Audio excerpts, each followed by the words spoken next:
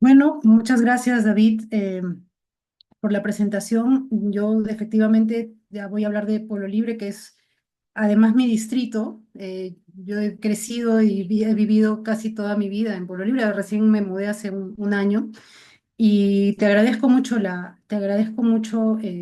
oportunidad para poder hablar de este lugar que tanto me gusta, que tanto quiero. La exposición se llama Relatos de Pueblo Libre porque en realidad son distintos relatos que hablan, relatos históricos, ¿no? de Pueblo Libre, y he tratado de unirlos siguiendo un hilo cronológico.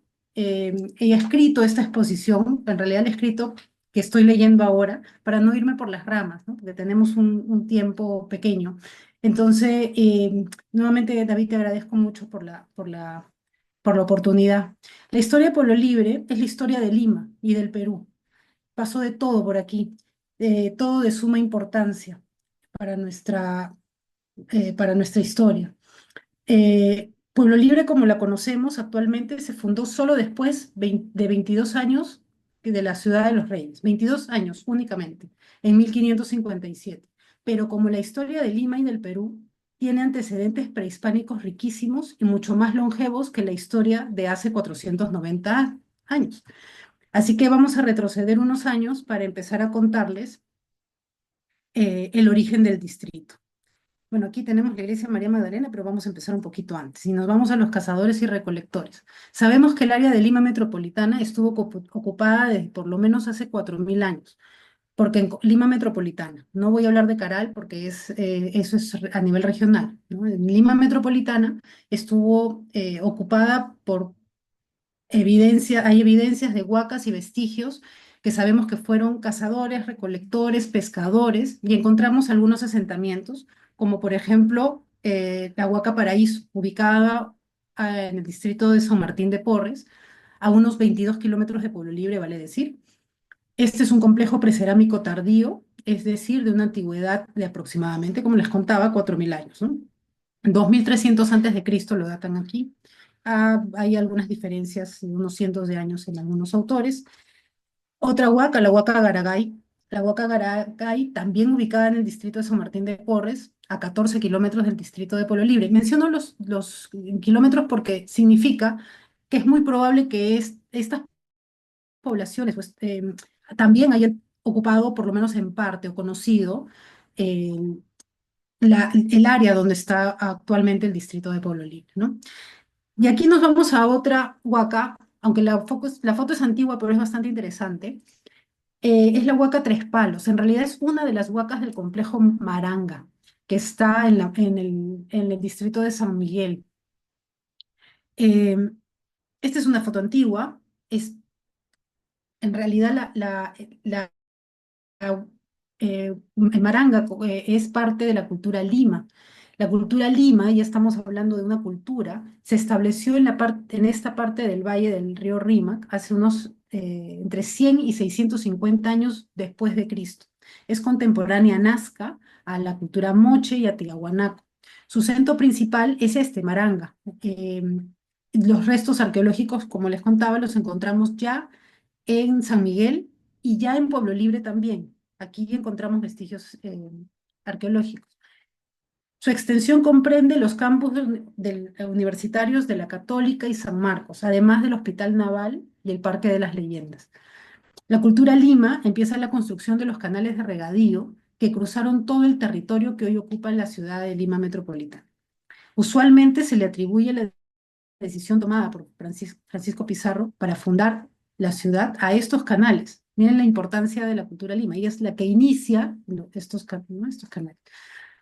Y bueno, Pizarro funda Lima en este lugar 1.000 años después, por principalmente tal vez los canales de regadío.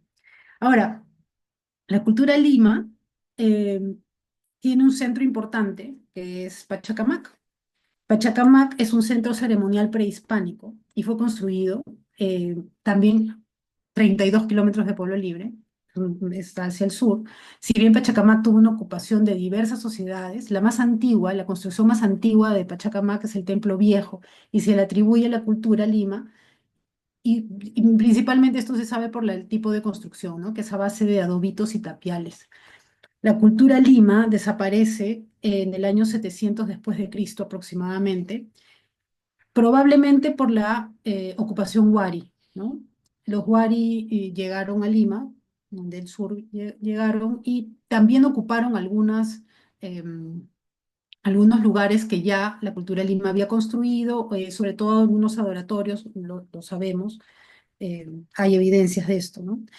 El imperio Wari cae más o menos en el año 1100 después de Cristo, y con la caída del Imperio Wari quedan pequeñas poblaciones en distintas partes del territorio que hoy ocupa Lima metropolitana. Estas pequeñas poblaciones se les llama curacazgos o señoríos y son parte de una sociedad a la que conocemos como la cultura Ichma. La cultura Ichma se desarrolla entre los años 1100 y 1460. También se le conoce como reino Ichma o cultura Pachacamac, porque también hay ocupación Ichma en Pachacamac, que ya era un templo, un lugar muy importante para la población. Los Ichmas son contemporáneos a Chimú y a los Chincha. La cultura Ichma, o los señoríos, abarcaron los valles medios y bajo del río Lurín y del Rímac, y ocuparon lugares donde floreció, como les contaba, la cultura Lima. Fuentes etnohistóricas nos hablan de una etnia Ichma que dominó estos valles, nos muestran tierras densamente pobladas, aproximadamente de 200.000 habitantes. Recordemos nuevamente que vienen eh, de la, digamos, de la desunión o la caída del imperio Wari, ¿no?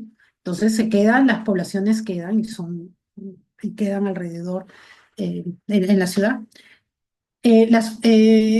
Cada una son señoríos distintos.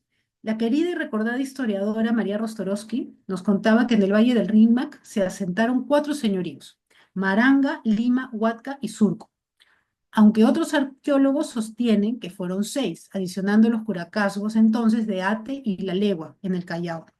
Sin embargo, en el libro La Lima que encontró Pizarro, escrito por Gilda Coborno y Pilar Ortiz de Ceballos, publicado en el 2018, las autoras nos hablan de 12 señoríos o curacazgos, en el que separa el señorío de Maranga con el de Magdalena. Aquí ya tenemos ya algo histórico que nos toca directamente al distrito. La evidencia más grande encontrada de los Ichma es sin duda el complejo Mateo Salado. Acá está. Es el complejo arqueológico Mateo Salá. Si bien actualmente la Huaca pertenece al Cercado de Lima, perteneció a Pueblo Libre hasta 1990, cuando buscando su mejor preservación se incorporó al Cercado de Lima. Ahora, el complejo Mateo Salado eh, está ubicado, como les contaba, en Cercado de Lima, pero en los límites de Breña y Pueblo Libre, justo frente a la Plaza de la Bandera. Fue un centro administrativo ceremonial, es decir, una zona de templos y palacios de élite, y que fue reocupado por los incas, cuando llegaron los incas en el 1460 aproximadamente. Los incas lo utilizaron además como lugar sagrado también, es muy probable, pero también se han encontrado vestigios de utilización como tambo, inclusive como un cementerio. Recibe el nombre, Mateo Salado, del francés Mathieu Salad, quien en el siglo XVI llegó desde Europa y residió como un ermitaño en el complejo arqueológico.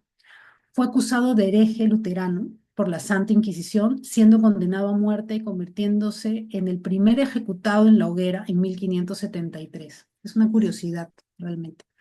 La Huaca actualmente, bueno, la Huaca se puede visitar, tiene muy buenas relaciones con la sociedad, es una clara evidencia de lo que se puede hacer con las huacas de Lima, que son muchísimas. Eh, Hay presentaciones, obras de teatro, es muy interesante lo que se puede hacer en Mateo Salado y que involucra a toda la comunidad, ¿no? Muy parecido a lo que pasa en Puyana también, bueno, en fin. La huaca que sí está dentro del distrito es la huaca Julio Cetello, que es esta de aquí. Es una huaca chiquitita, realmente, en comparación de Mateo Salado, porque es parte del complejo. Es una pirámide conformada por grandes murallones y plataformas superpuestas, eh, Se constituye por un conjunto de recintos cuadrangulares de tapia y muros de adobe que se levantaron sobre una plataforma rellena de cascajo, técnica constructiva que aplicó la cultura Ichu. La Huaca fue cercada por la municipalidad y cuenta con un acceso medianamente restringido, ¿no? Los vecinos del lugar son los que cuidan mucho su Huaca, está cercada. Queda, para mayor referencia, a la altura de la cuadra 17 de la avenida Bolívar, más o menos a 1 kilómetro de Mateo Salado, ¿no? También se le conoce como Panteón Chino porque fue utilizada como lugar de entierro de ciudadanos chinos que trabajaron en las plantaciones en los alrededores, ¿no? Cuando llegan en el siglo XIX. Tuvo una ocupación inca, principalmente Mateo Salao, ¿no? El centro administrativo y ceremonial sigue siendo ocupado, pero cambia de utilidad, como les contaba, ¿no? Para una zona de almacenamientos de alimentos. En 1535 es la fundación de la Ciudad de los Reyes. Y aquí ya podemos hablar un poquito del pueblo libre como lo conocemos actualmente. Con la conquista española se empieza a poblar principalmente lo que conocemos como el centro de Lima. Los pobladores originarios son agrupados en las llamadas reducciones de indios, que eran centros urbanos creados para agrupar a las poblaciones indígenas alrededor de una iglesia con el objetivo principal de cristianizarlos. La reducción de indios de Santa María Magdalena de Chacalea, ahora les cuento el porqué el Chacalea, eh, inicia o se remonta al 14 de agosto de 1557, cuando se creó el pueblo para la doctrina de Santa María Magdalena. En esa misma fecha se empieza a edificar el templo, en torno al cual empieza a crecer esta doctrina, bajo la tutela de la Orden de los Franciscanos. Los terrenos, según la confirmación real del sitio de la Casa Monasterio y Huerta de la Magdalena, fueron donados por el cacique Gonzalo Taulichusco, hijo de Taulichusco el Viejo, al último cacique de Lima. El documento fue suscrito en presencia del cacique, del virrey Andrés Hurtado de Mendoza y del padre Juan Aguilera. A esta zona, la zona de señorío de Magdalena, se conocía con el idioma local de Chacale o Chacalea. Por eso es que la reducción se llama Reducción de Indios Santa María Magdalena de Chacalea. Ahora, vemos aquí la iglesia. La iglesia es María Magdalena. Para mayor referencia también esta es la avenida San Martín, es paralela a la avenida Sucre, la cuadra 6 de Sucre. Hacia la derecha tenemos, la siguiente cuadra está el bar conocidísimo El Queirolo, tal vez algunos lo ubiquen más por ahí. Hacia la izquierda, a 2 cuadras, está la casa Hacienda Orbea. Esta avenida San Martín, paralela a Sucre, llega hasta la puerta del Hospital Santa Rosa, ¿no? Y cruza Bolívar y continúa hasta la Plaza de la Bandera, ¿no? Para mayor referencia. Ahora, la particularidad de la iglesia es que no está frente a una plaza principal, sino está más bien frente al río que pasaba, que se llamaba Magdalena.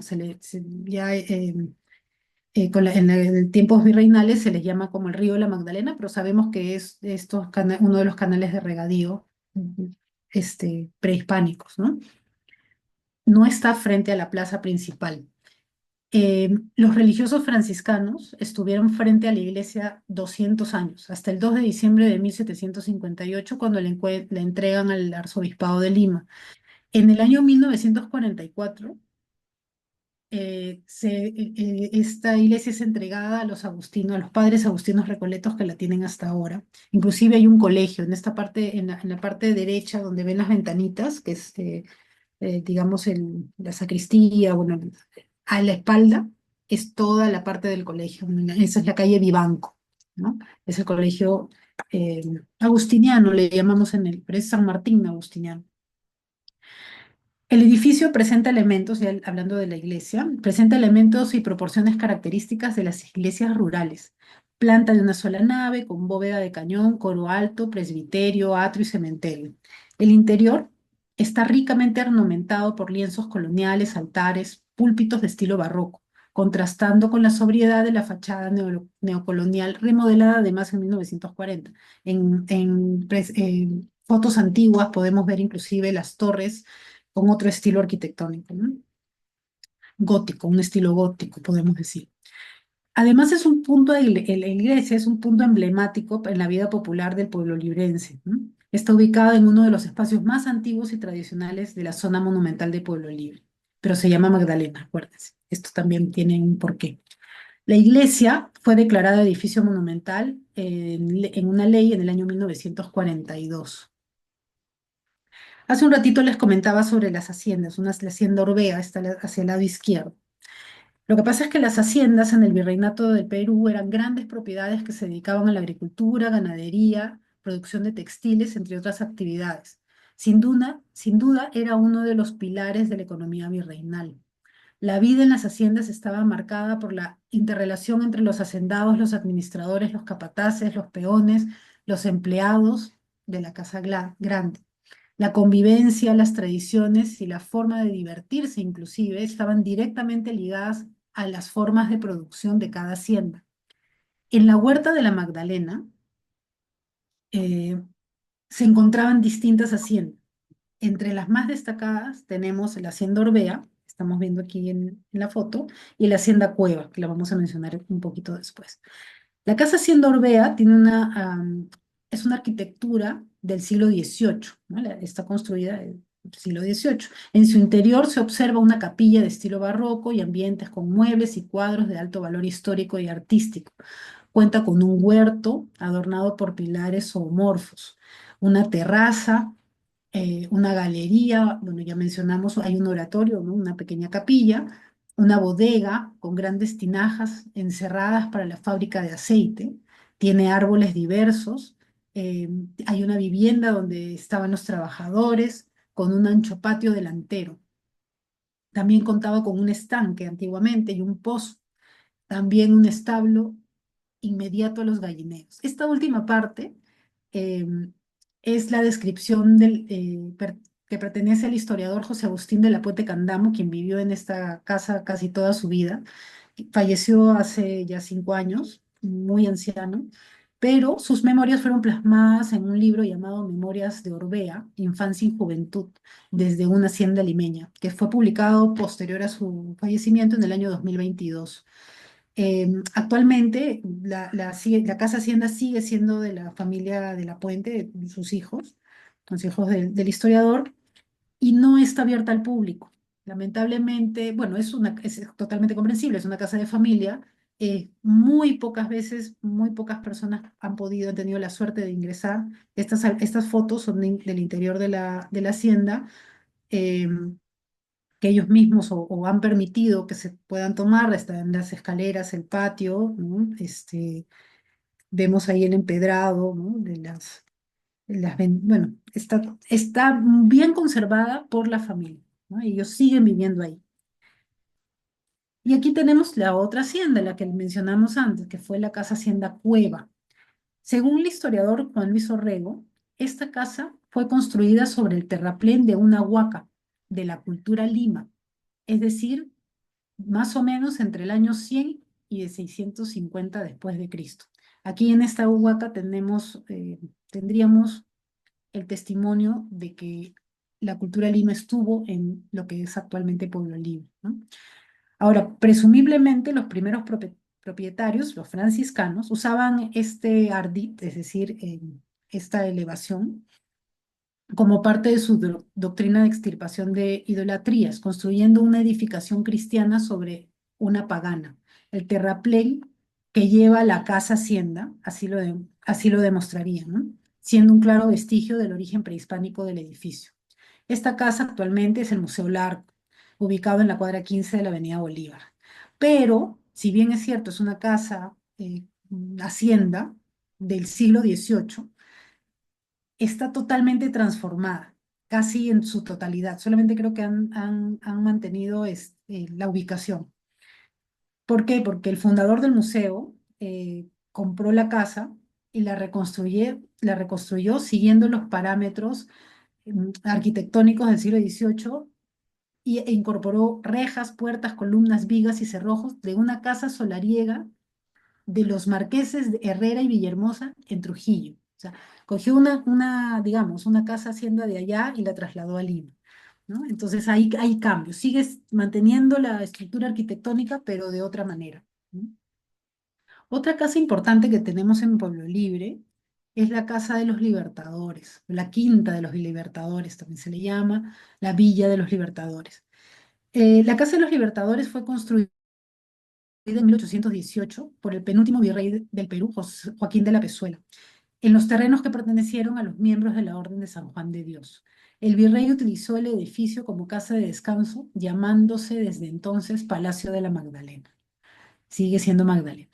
Durante la época de la independencia fue ocupada primero por don José de San Martín y luego por don Simón Bolívar. Y desde entonces el Palacio de la Magdalena se le llamó Quinta de los Libertadores.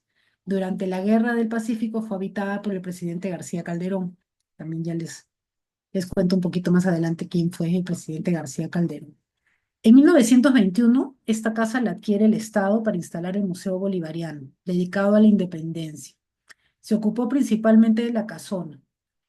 En el año 24, en la huerta que está al costado, se construye la casa, lo que conocemos ahora como el Museo de Arqueología, Antropología e Historia del Perú, aunque ahorita está cerrado, pero digamos que ahí se construye, es una construcción moderna, y la casa se mantiene como tal y actualmente se puede visitar, está muy bien conservada, tiene una capilla, tienen salones principales, las habitaciones, presenta elementos arquitectónicos originales como pisos, teatinas, paredes en la decoración en las paredes. eh, el edificio se encuentra sobrelevado, bueno, aquí en la foto anterior, este es el ingreso, ¿no? Está sobrelevado, presenta en su fachada una escalera frontal de doble acceso, a la derecha y a la izquierda, que da paso al ingreso principal conformado por una galería enrejada al estilo de las casas rancho del siglo XIX, además de columnas pareadas y una cornisa que remarca su horizontalidad. Esta casa también sufrió distintos, se renovó varias veces, pero finalmente se ha trabajado y se ha dejado como era originalmente, por lo menos lo más parecido a cómo fue concebida, ¿no? La casa. Mencionando ahorita las casas rancho, también debo decir que en Pueblo Libre existen todavía varios ejemplos de este tipo de vivienda. Lamentablemente no todas están en un buen estado. El centro histórico de Pueblo Libre necesita mucha inversión, eso es verdad, pero sigue siendo importante en la historia. Ahora ya mencionamos a José de San Martín y a Simón Bolívar, ¿no? Que fueron y tal vez sus principales eh, pobladores, digamos, de la casa, los principales inquilinos. Pero también podemos hablar de la señora Manuela Sáenz, una dama nacida en Quito, compañera de Simón Bolívar, probablemente por ahí la conocen, y que participa activamente en el proceso de independencia del Perú, inclusive en la batalla de Ayacucho. Por esa razón, ella recibe el ascenso coronela del Ejército Libertador. Vivió en una casa en la Plaza de los Libertadores, que está, la Plaza de los Libertadores es la misma donde está la casa de la Quinta, la plaza principal de Pueblo Libre, y al frente está la municipalidad, a solo unos pasos. Ella vive a unos pasos únicamente de la Quinta de los Libertadores. Eh, Actualmente la casa es un centro cultural que lleva su nombre, ¿no? Centro Cultural Manuela Sáenz. Y también podemos hablar de otra señora, la señora, la señora Rosa Campuzano. Rosa Campuzano no vivió directamente en Pueblo Libre, pero sí se quedaba mucho tiempo porque ella fue compañera muy cercana de José de San Martín.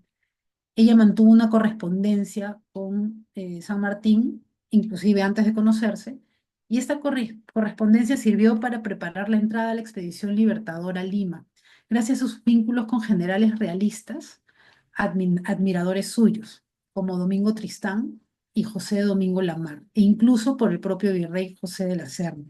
Logró obtener valiosa información para las tropas patriotas. Su casa en realidad estaba en la calle San Marcelo, hoy en la avenida Emancipación, y albergaba una concurrida tertulia y se convirtió en refugio de jóvenes conspiradores independentistas.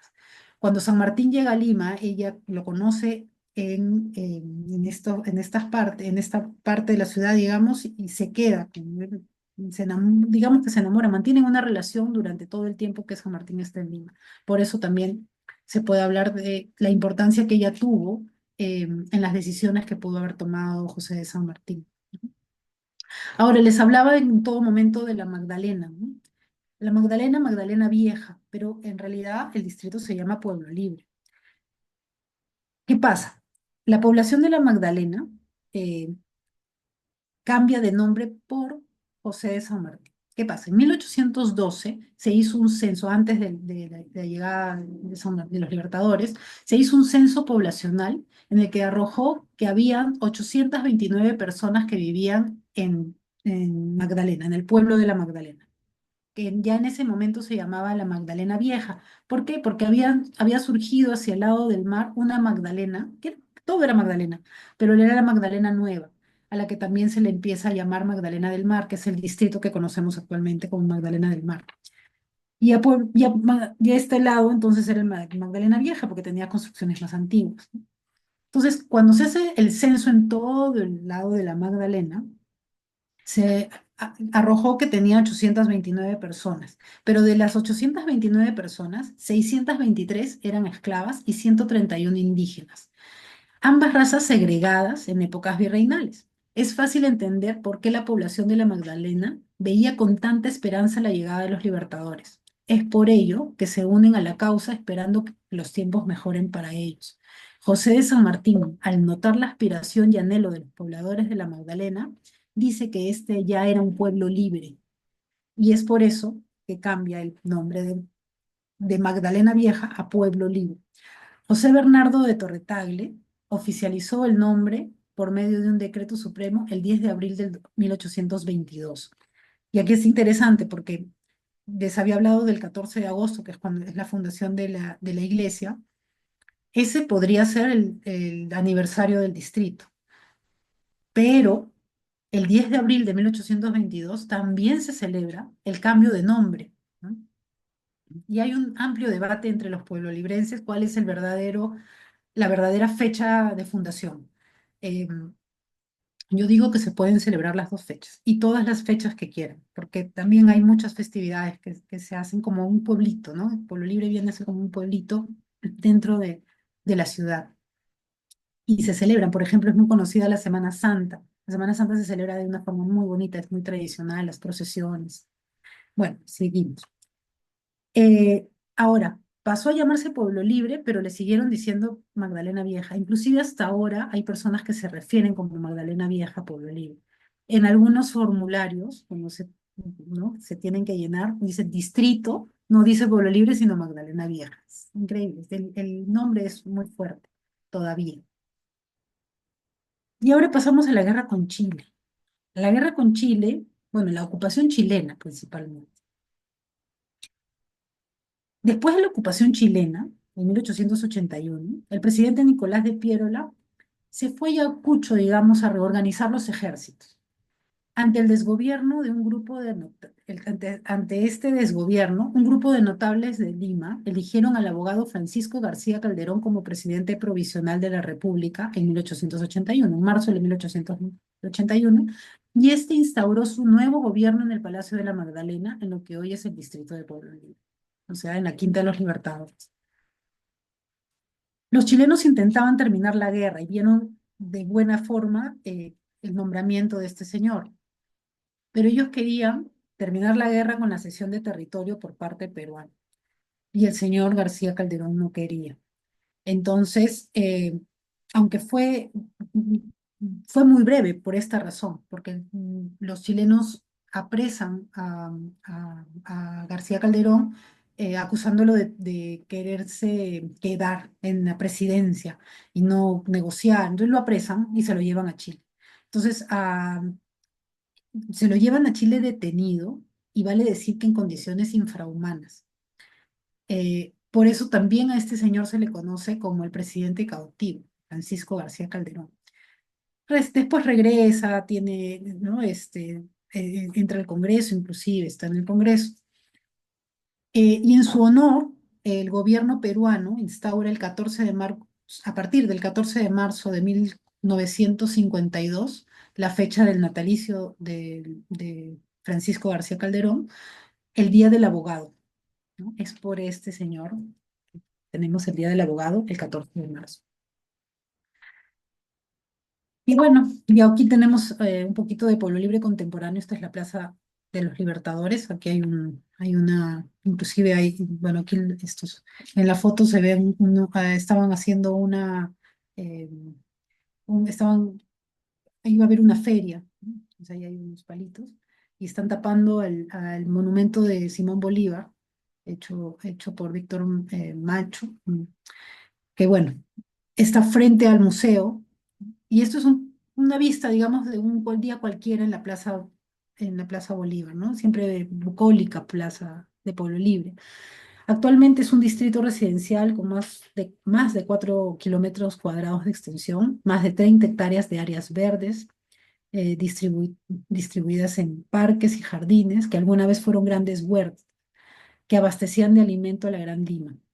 Hoy su cultura y tradición junto a la vida de la vecindad le dan un valor sociocultural que hacen de Pueblo Libre un barrio con personalidad. Y hay mucho que trabajar todavía. Y eso es todo. Muchas gracias.